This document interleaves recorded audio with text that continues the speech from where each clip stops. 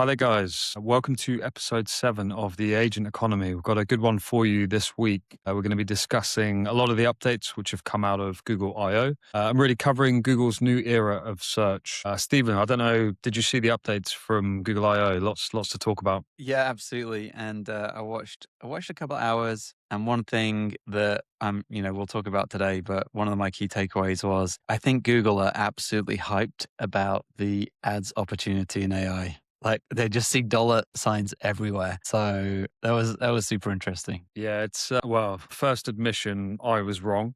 I thought Google AI mode was going to become the default search experience. I actually think what they announced was actually more significant than having AI mode as default experience. There was a lot to take away, and they are revolutionizing their Google search product. I think they called it out the biggest change to Google search in 25 years. I think some of the key capabilities they're launching are actually pretty significant. So lots to unpack, lots to go through, lots of change for brands and marketers. So we're going to cover off most of these today. So first of all, AI mode is eating search. As I mentioned, I was wrong about it becoming the default experience, but I think there's been lots of examples of Google making changes or testing the search engine results pages. We've seen AI mode, we've seen AI overviews, we've seen web guide, and what was announced at Google I.O. was really a consolidation of a lot of these different efforts, along with new capabilities that we weren't expecting. So AI mode, or the capabilities of AI mode, are ultimately going to become that default experience. Users have become very familiar with ChatGPT, with Claude, with Grok. The old search engine results pages of keywords and ranking has for some time now been somewhat irrelevant and not really the user experience that people want. So AI mode, or the capabilities and the user experience, is ultimately going to become more prominent for us. And some key stats here for AI mode itself: 1 billion plus monthly users. That query growth is doubling every quarter, and they're obviously at an all-time high last quarter. So Google is saying people are searching more than ever, not less. And with AI mode, that ultimately expands. We've talked a lot about this, right? That Yeah. incorporating this new experience will just increase the amount of queries, increase the amount of auctions, and ultimately increase revenue. So it's a no-brainer. Totally. And I think, this is the point about me just seeing Google seeing dollar signs everywhere, right? Which is, yeah, people asking more queries. I think that's because there's better utility. When there's higher utility and there's like more use cases for using search and asking AI because you get better answers, you use it more.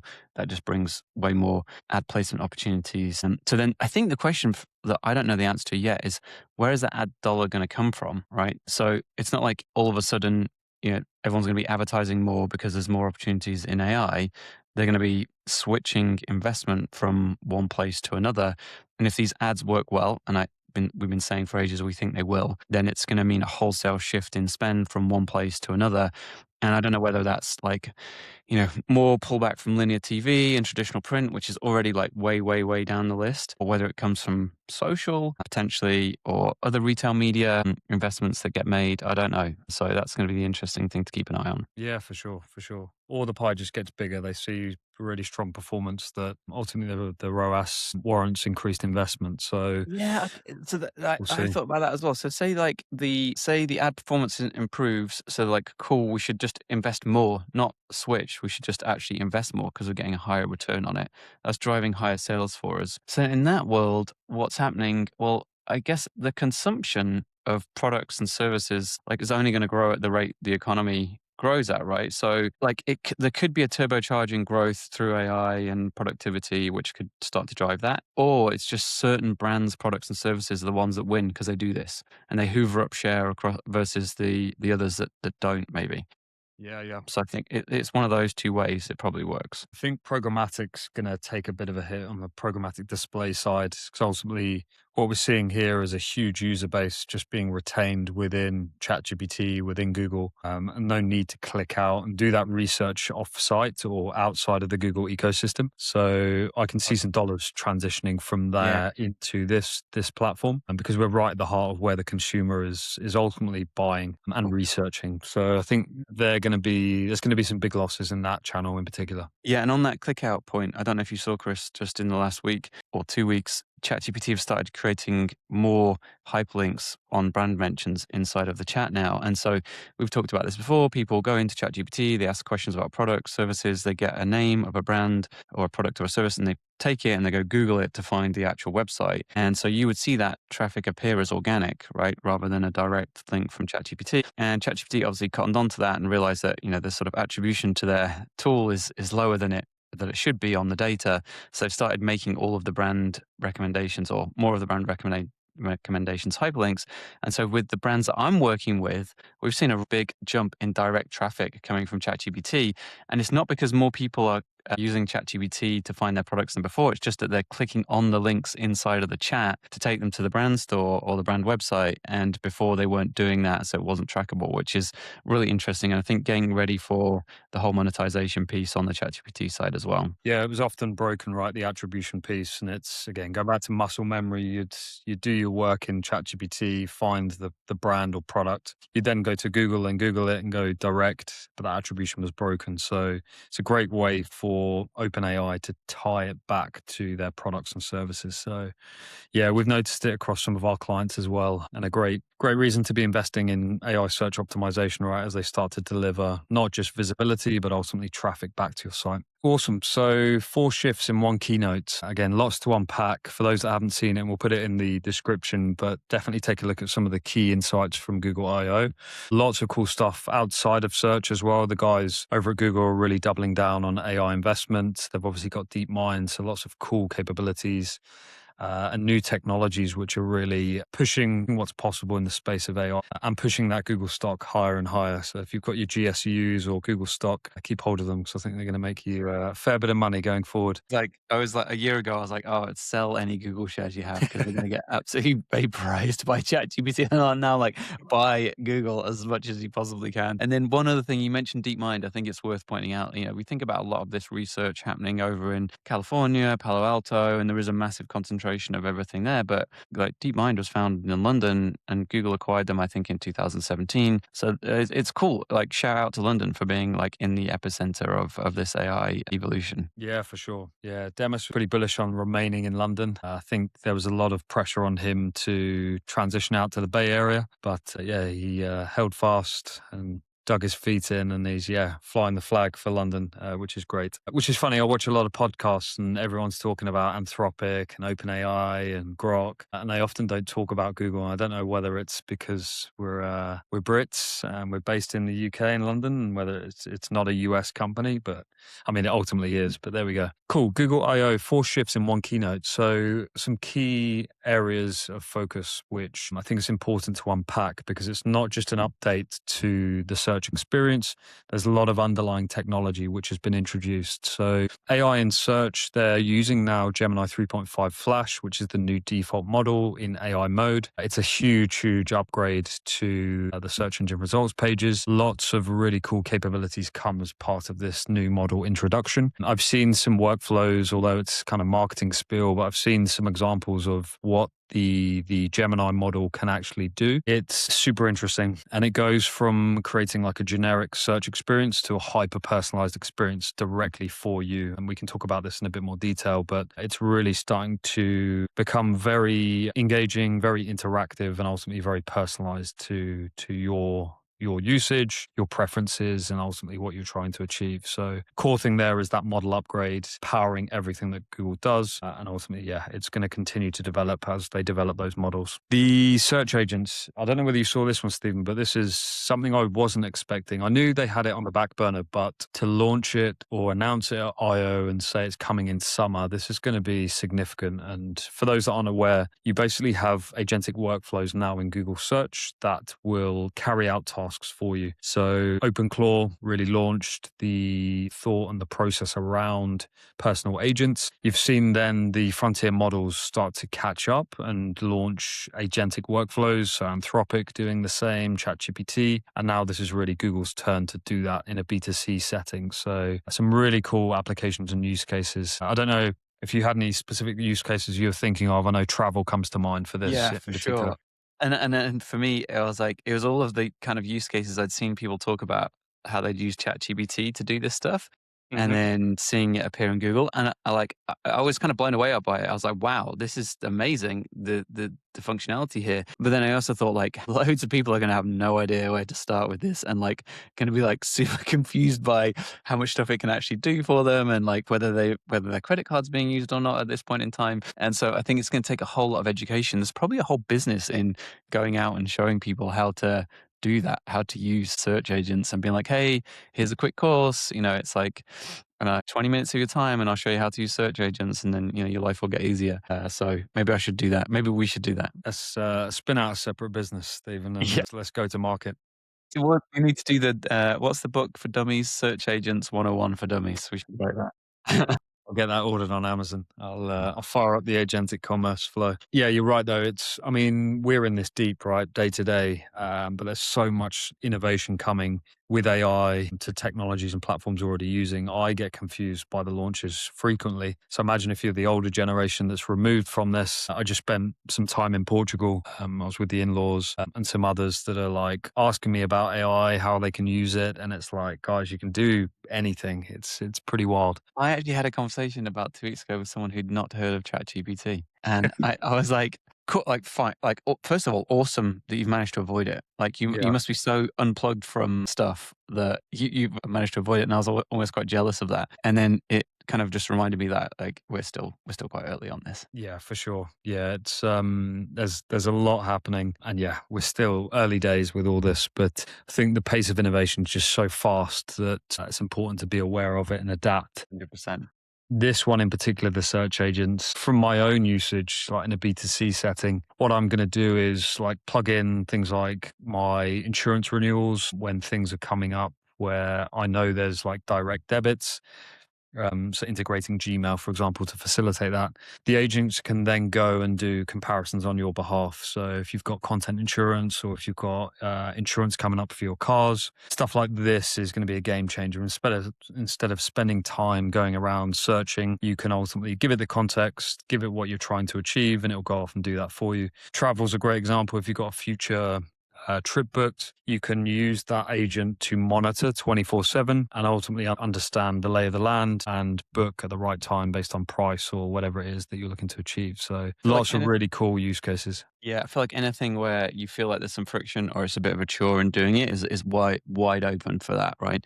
And I know some people love planning travel and looking through all the review sites and finding the best location and stuff like that. I just don't, and I think a lot of people don't either. So I can see that being a place where this has like very high utility and lots of use cases. Day cards, anniversaries, all that good stuff. I think. Well, then like what's that saying about like it's more about the thought than the present. I'm not sure what the phrase is, but like when it's been fully delegated to AI, then it really like there isn't any thought that's gone into it, is there? So you just got to make sure that there's a human in the loop somewhere in that process. There you go. Yeah, for sure. Yeah. Probably shouldn't have said that on the podcast. I'm automating everything.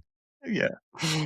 Cool. Moving on to agentic coding. So this has been like fascinating. We build here at Blackbird. You're doing the same. Agentic coding was really where Anthropic made their stake and have done huge amount of work with enterprises. And really, that's why they're on this crazy run. ChatGPT, OpenAI went the B2C route. Anthropic went enterprise. Anthropic have been seen really. They've been doing better ultimately because there's budgets, people adopt it much faster. So you've seen agentic coding as like the holy grail. So there's a massive land grab at the moment for all these big frontier models to really double down on coding, the best coding capabilities. Obviously, Elon Musk making purchasing Cursor. So there's a big push in this space. Google didn't really have anything, but now they're starting to obviously lean in with this. So yeah, that was a big part of the Google I.O keynote. I'm really just keeping pace with the other frontier models. And the other was around personal intelligence. We've kind of alluded to this already, but this is rolling out. It's expanding across countries and different languages. You will have the ability, similar to how you're working with Claude, to add in your connectors. This is going to be super easy for anyone that is in the Google ecosystem. So Gmail, Photos, Drive, Calendar, it's just going to be slick. And actually Claude, what I use daily, is pretty easy. But yeah, through the Google sign-on, single sign-on, you'll be able to basically add in all of your context. You've then got all of your distribution available. So I think this is where Google does that step change and just starts to really dominate in the B2C space. Yeah, I just feel like they've got so much distribution power with the existing infrastructure they've got that it's hard to see how they won't totally dominate again in this space like they did with search. Okay, yeah, we've covered this already, but the new default, Gemini 3.5, it's rolling out globally, built for agents and coding workflows. It's now really the floor for every search. And I think the important thing here is there's still a little bit of ambiguity in the market of like, oh, models release like every 6 months. And if you think about the core updates that come from Google, they're coming much more faster and more frequent. So whereas before you can adapt, pivot based on changes that have come from Google, and then you would have typically a 6 month window before things change. We're now in a position where we've got Gemini 3.5 and the models are updating daily in some circumstances. So it's very important to keep on top of what's changing and adapt as you go. And we've seen this right with ChatGPT. Yeah. You mentioned a good update where they're starting now to include more citations for brand mentions. Every day, I'm starting to see nuances with the models and how the search engine results or the actual results within the answer engines are appearing. I'm getting grey hair, like just managing this. It's I grey hair and didn't. losing hair, which is not, Yeah, so it's a well, double mine's gone whammy. already, thankfully, so I don't need to worry about that. But the interesting thing I saw about Anthropic on this topic of model evolution was, a lot of people are building tech on the models. So, like, we think about using these models inside of the tools, but people are actually accessing them, independently through API calls and other things. And so they might build that into some tech infrastructure, and they're using an old model to do an API call and to check something, get some information back. And it could be part of a tech stack, could be part of a SaaS tool that you use, all sorts of things using these models and paying for it. And once they bring out a new model, they kind of want to depreciate the old one, right? But they're still getting loads of API calls on the old model because people are still connected to it. So they need to actually get people to move forward and get onto the frontier, or like move them up to the frontier models. And what Anthropic have done is they started quadrupling the price of the old models. So people basically get economically sort of forced off the old models, and or they're like, well, it's fine for us to keep it alive because we're just printing cash on it because they're making 3-4x revenue on people using the old models, which I thought was really amusing. And people won't see that really unless they look into it. They'll just see the API costs starting to skyrocket, and then they'll be trying to figure out why. And then they'll realize if they move to a frontier model, it's going to drop in price, which I just thought was super amusing. Yeah, I did see that. I'm surprised not more people have done that. Like Yeah, just back in like the SaaS days. Oh, I've launched a new platform. If you're using the old platform, it's 10x, exactly. Just to get and the them new off one's it. cheaper. Yeah. Yeah, yeah, yeah. And you say, hey, because I mean, it's true. There's a cost of like maintaining it and running it and having it alive still, and so I think it's justifiable to do that. But Yeah, for sure. For sure. Great. So, yeah, as we mentioned, biggest upgrade to Google search in 25 years. I think the key thing is there's still a lot of brands that are optimizing for keywords. They're still looking at rankings. They're still looking at like some of the metrics which have been in play for a long, long time. And there's going to be a period of change for a lot of brands to adapt to this new way of life. Ultimately, Google Search has been a performance channel for a number of years. It's been relatively cost effective. You'd obviously invest in teams or an agency, and then that traffic would come through to site. It would then convert, hopefully, but you could attribute that directly back to Google. Now we're in a position that the rankings themselves are fundamentally gone. So it's been difficult for people that have been in the SEO space for a long time to kind of work through this. I think there's been a lot of pushback that AI search, GEO, AEO is just fundamentally good SEO. But I think it misses the point that we're not optimizing now for a search engine. We're optimizing for something that is very, very different. So yes, the fundamentals are still very important, but we need to adapt because there are a lot of new capabilities which are just fundamentally completely new or we've never seen before. So, yeah, it's going to be painful, but there's things you can do to invest. Make sure yeah, you're kind of on top of this. totally. And I think, I mean, we both know that SEO is, foundational SEO work is important, but it's not the only thing that's going to get you mentioned inside of these AI platforms. And then thinking or hearing you talk about like that move from thinking about things in keywords to thinking about things in, let's call it context, is really interesting because just before this we were talking about the new advertising platform on ChatGPT, and the self-serve platform is like really basic. There's not a whole lot in there. Ad targeting is really simple apart from this one box, which is called the context window. And that's where you put all information about what you want the ads to do from a targeting point of view. And it's a free text box. You just put in whatever you want. And that is, I think, for a lot of people, quite a mind bender, because it's like, what and how much do we put in there? Like, how do we Mhm. structure that? So I think maybe on the next episode, we might have a bit more of a deep dive on the right way to think about what you put in the context box of ChatGPT Yeah. ads. Yeah, for sure. And it's kind of reverse engineering the models a little bit and adding in directional prompts that are not necessarily specifically what we're looking at, but there's other mechanisms like query fan out as well, which will expand that prompt into multiple prompts. So there's definitely a methodology you need to use, but going back to the changes, we now no longer get keywords and we no longer get volume of those search queries. So things will change. Ultimately, Google will probably release this as we go, but at the moment we're having to make kind of educated guesswork in terms of what those prompts are. And we're seeing that right with ads, as you mentioned. What's super interesting on the Google search box is that there have been some changes in how you actually type your prompts. So the prompt itself will expand as you type. So think of this like autocomplete, but it's going to start to add in contextual elements to your initial prompt to help you craft that overall query or whatever it may be. Alongside that, it's no longer just text, it's multimodal. So you can include imagery, files, videos, live Chrome tabs. I think this is really catching up with how users are using Claude or ChatGPT. I know from my own personal usage, and we talked about this before, but we're frequently uploading like imagery, analyze this, give me the output, give me what it means for my business. So instead of text, it's now becoming multimodal, which I think is the new way that users are starting to engage with these platforms. Absolutely. And intent aware. So AI suggestions will help you formulate the question beyond autocomplete. This is just a natural evolution of how users are using answer engines. And again, I know it through my own usage. I'm often asking a question and then it's prompting me with advice on what my secondary question should be. Have you thought about this? Should you ask this? So it's now completing a much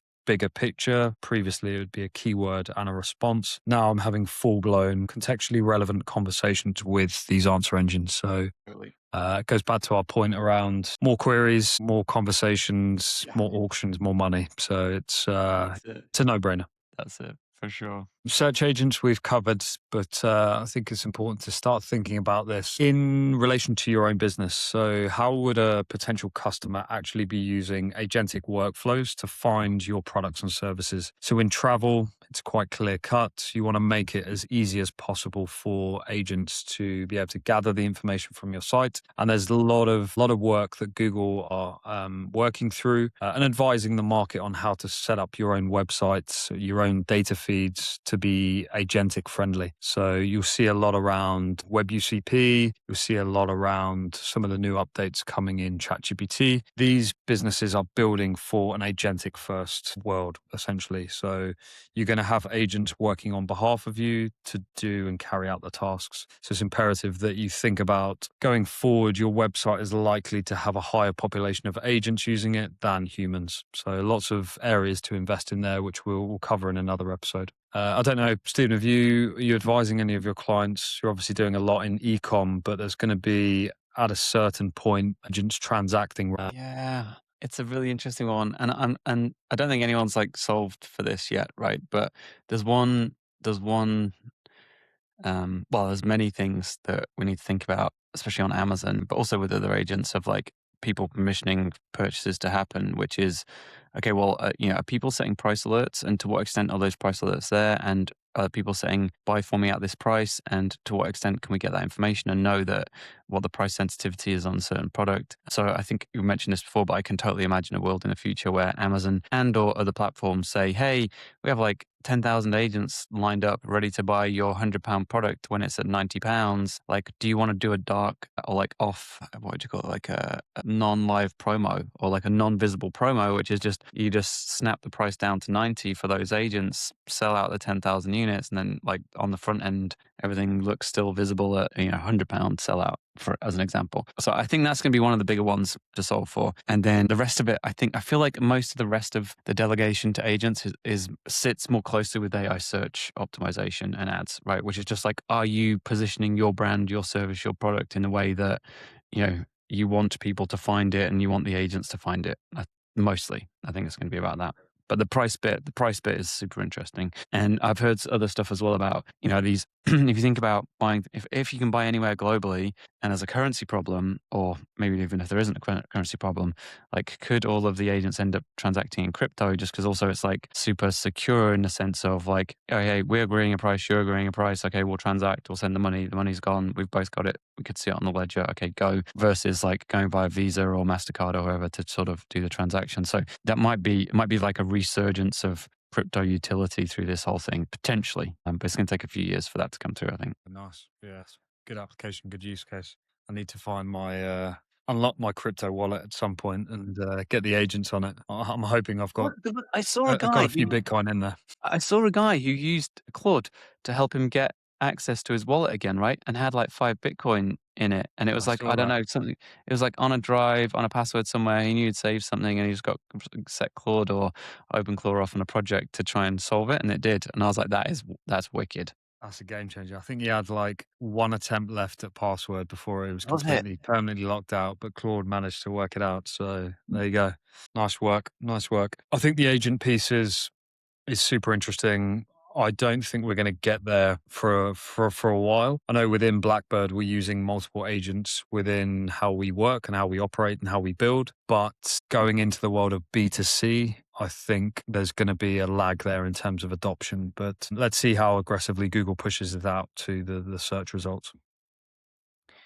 So we've covered all of this. A few examples here of some of the agents that you can be running. I think from a B2C lens, think about, to your point, Stephen, like what is a pain for you? I know from my side, it's like insurance, it's direct debits and managing, like, am I paying too much for this? Anything which has friction involved, definitely look at using agents to make that easy. But yeah, we've got a few examples here of things like apartment hunting, sneaker Yeah. drops. Like, Pricing is going to be a key one, I think. If yeah, for you sure. know what you want to buy, just let an agent run for like a week, and then just once it hits that threshold or the lowest price, you can just transact. Totally. I actually just made me realize looking at that sneaker drops one or anything where it was like a limited edition release. I mean, we've seen some stuff in the UK recently. Was it around that Swatch watch?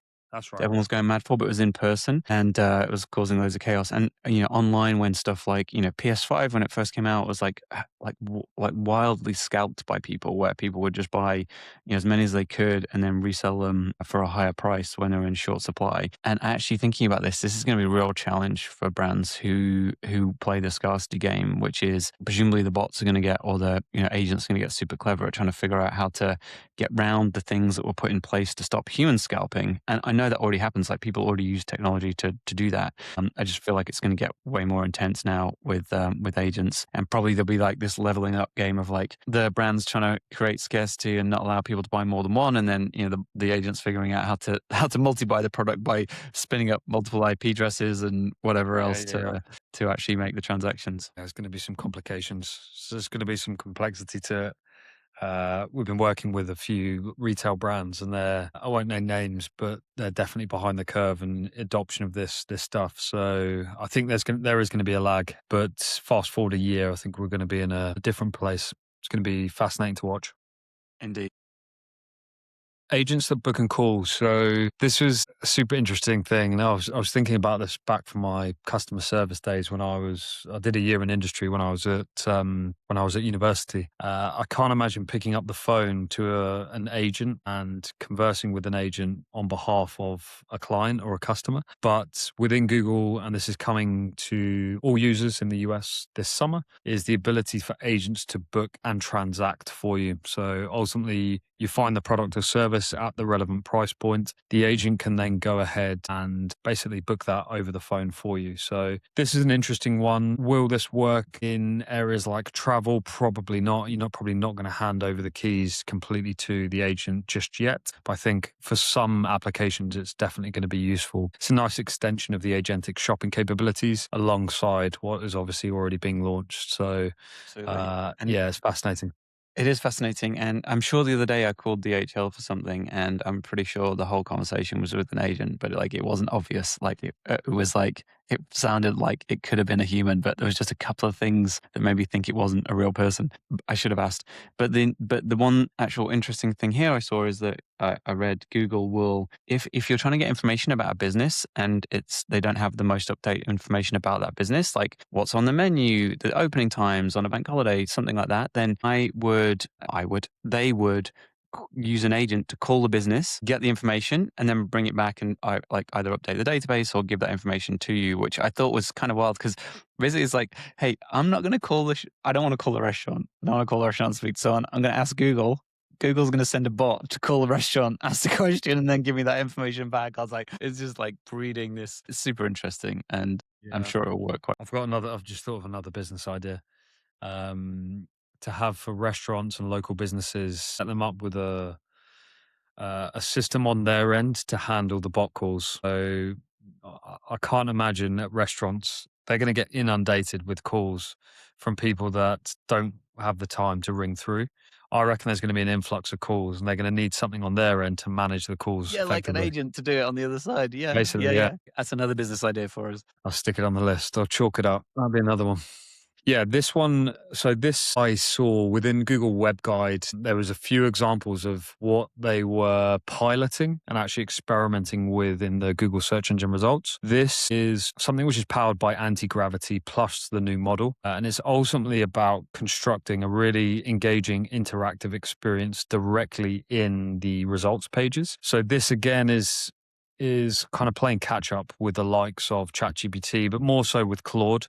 And you will have seen this if you're using Claude, that it can build dashboards, it can build platforms, applications directly in the results based upon the data and the context that you're giving it. This is a game changer for me on actually for more informational queries. It can start to build hyper personalized results for you, which are, like I say, interactive. So good example we put here was how does my watch work? And it will actually construct a visual in the results around mechanical movements. You can engage with that particular graphic or that imagery or that video. So this is, instead of just giving you blue links or giving you text output, it's going to create that really engaging format for you. Expect things like custom layouts tailored to your questions, interactive visuals, tables, graphs, simulations. And this is going to be available to everyone this summer. So ultimately, this is going to be a very, very different experience for everyone using Google Search going forward. But I think this is one of the key things from Google Web Guide I was super excited about. And now seeing it coming and launching is going to be a game changer. Absolutely. Yeah, it's I don't know if you've seen any examples, Stephen, but again, I'm using Claude and it will build on the fly for me. How this works in the B2C setting, I don't know, but there's definitely going to be some applications here. But yeah. Yeah, absolutely. I've yet to see it sort of in the wild, shall we say, or think about any super cool use cases. But that watch one was super interesting, so I love that idea. Saw the anti-gravity piece at Google I.O, and they're starting to build real-world models powered by anti-gravity. So there's going to be a lot of new capabilities combined with anti-gravity in Gemini. So expect more to come. It's Awesome. pretty fascinating. Search building a mini app. We talked about this, but the shift is that you can start to build dashboards or applications directly in the search results pages and then use them ongoing. So again, keeping pace with some of the other frontier models that are already doing this and doing this very well. But the key thing is that you can input live data, which you may not have previously because Google has that infrastructure and the distribution. So lots of cool areas coming here. Great example, if you're planning to get married, set up a wedding planner in Google Search. Within there, you can track everything from costs, who you need to speak to, timings, date ranges, whatever it may be, and you can build that custom dashboard directly in platform. And then personal intelligence. So this is coming. And for those that are still investing in just SEO, keywords, still investing in we want to be position one for this particular query, this is coming much faster than people expect. So in summer, this will be across 200 countries and territories, 98 languages, and you'll be able to connect all of your different platforms or tools you're already using with Google. So this is going to be a fundamental change, something which hasn't happened for 25 years. And there's going to be a period of adaptation for brands to kind of navigate this. But just from a B2C lens, from a consumer of Google technology, I'm super excited. But there are now increased complexities for brands that are looking to appear and ultimately still be visible in front of their clients. And the reframe really is search is no longer a page, right? An agent that reasons, monitors, books calls, codes, and builds the the UI answers in. Yeah, it's going to be challenging for marketers going forward. I think this is it's a good framing point It to is. know. I think we've said this before, right? Which is before you could think about each of these different channels, marketing channels, as they had a job to do, and they were kind of not independent, but they fitted in a stack. So maybe you had search, you had social, you did retail media, you did maybe TV, upper funnel, whatever that looked like, and AI is now just like connecting and blending everything together in a kind of almost like a seamless way of people weaving and going between those things. And we knew that to be true before, like people were getting different touch points that convince them to go and find and buy a brand. But now it's just kind of, in my mind, just really stitching all of that stuff together, which is on one hand really super interesting and can become really powerful for brands. But on the other hand, it's like a complicated soup of different ingredients that need to be figured out and worked out to get it to work properly. But the good news is AI is probably going to help us to do that as well. So it's like also, it's like the opportunity and also like the problem and the solve for it at the same time. So interesting times ahead for sure. I think if anyone's an e-marketing agency out there, then you're in a really unique and exciting position because Gmail is now going to start to be used as a connector, which will potentially personalize the results pages based on context it sees in the inbox. So for brands that aren't investing in e-marketing or not really have a structured email program in place, that's going to be another pipe which powers the search engine results pages. Yeah, really exciting there. Another business will set up, Stephen, an e-marketing agency. What it means for AEO Geo, we've covered this at length, but at the surface shift, the blue link SERP is being replaced by generative UI. It's now about citations, cards, recommendation options, and not that ranked link. The behavioral shift, information agents query while you sleep. You ultimately will have a fleet of agents that will basically carry out tasks for you. So as a brand, you're not necessarily marketing to the end consumer. You're going to be marketing to agents and machines first. What to do now, as I mentioned, citation, structured data, fresh content, brand mentions, making sure you have coverage across that omni-channel ecosystem, whether it's digital PR, e-marketing, social, whatever it may be. Everything is going to be pulled into the search engine results pages. And what to watch? Summer rollout velocity. So yeah, I think you'll see this when you're having your cocktails abroad on holiday. This will be rolling out across all those markets in summer. Generative UI versus publishers. Publishers face a really, really difficult, and they have done for some time, but a really difficult landscape they're navigating at the moment as more and more users just persist within these ecosystems. Agentic calling at scale, as we mentioned. So lots of agents operating on behalf of clients. And what does OpenAI do as a counter move? I think we're going to see some updates from ChatGPT to really combat this. What are they going to do next to keep pace? 100%. And I think maybe a good topic for next week, we could do a slightly deeper dive on ChatGPT ads and what's happening in that space to talk about OpenAI's counter. Sounds good. Sounds good. Awesome. Well, that was episode 7. Thanks for listening. And like Stephen says, we'll be coming to you next week with some updates. We'll probably do a deeper dive on ChatGPT ads. And I think there's lots of information out there around updates in the AI space as well. So we'll cover a few hot topics as well. So thanks for listening and see you at the next one.